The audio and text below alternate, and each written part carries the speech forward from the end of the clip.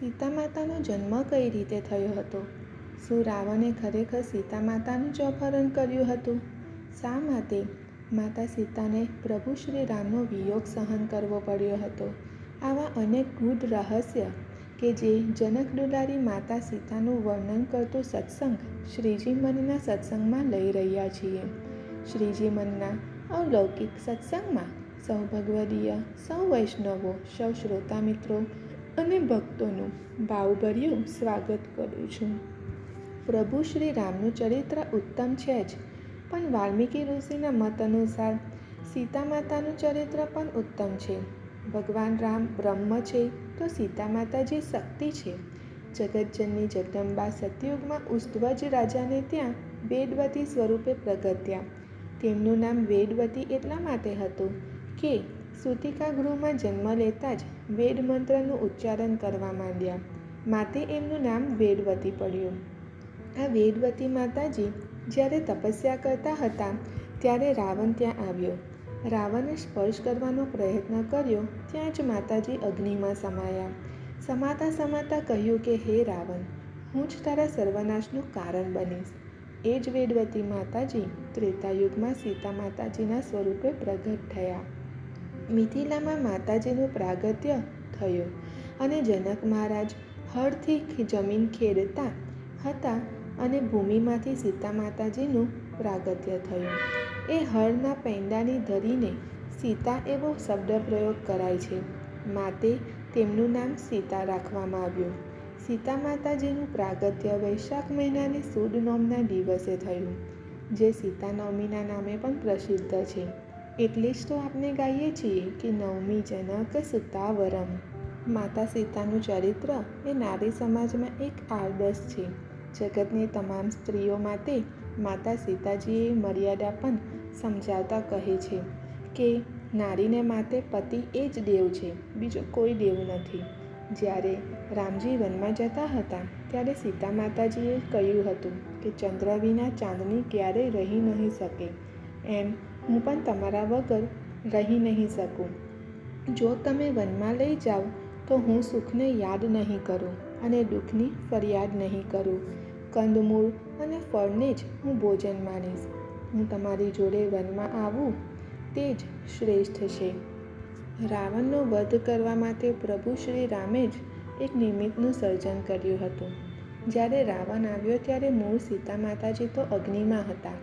ભગવાન શ્રી રામજીએ સીતા માતાજીને કહ્યું કે તમે અગ્નિમાં સમાઈ જાઓ. રાવણ તમારા દૈવી સ્વરૂપને જોઈને ભસ્મ થઈ જશે. તમે માત્ર છાયા સ્વરૂપ બહાર રાખો. એ પડછાયાને રાવણ લઈ જાય છે અને આ રહસ્ય લક્ષ્મણજી પણ જાણી શકતા નથી.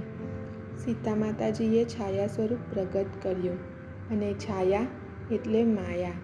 માયાવીની દ્રષ્ટિ માયાવી પર પ્રથમ પડે.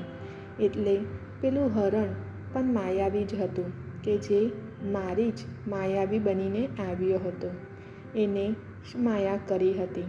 જ્યારે ભગવાન શ્રી રામજી મૃગને મારવા ગયા ત્યારે તેમને મૃગને બાણ માર્યું ત્યારે મૃગે હે લક્ષ્મણ સંબોધન કર્યું અને સીતા માતાજીએ લક્ષ્મણજીને કહ્યું કે તમારા ભાઈ ઉપર કોઈ વિપત્તિ પડી છે, તમે જાઓ. લક્ષ્મણજી જવા માટે તૈયાર ન હતા.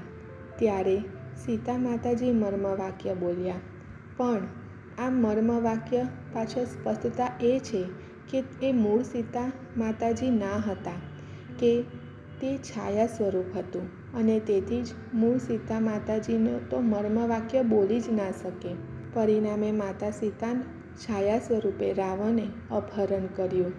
ઘણીવાર આપણે શાસ્ત્ર વાંચતા હોઈએ ત્યારે આપની અંદર પણ પ્રશ્ન ઊભો થાય કે આમ કેમ થયું, આમ કેમ થયું? તો આ તમામ પ્રશ્નોનો એક જ જવાબ છે કે રામની ઈચ્છા.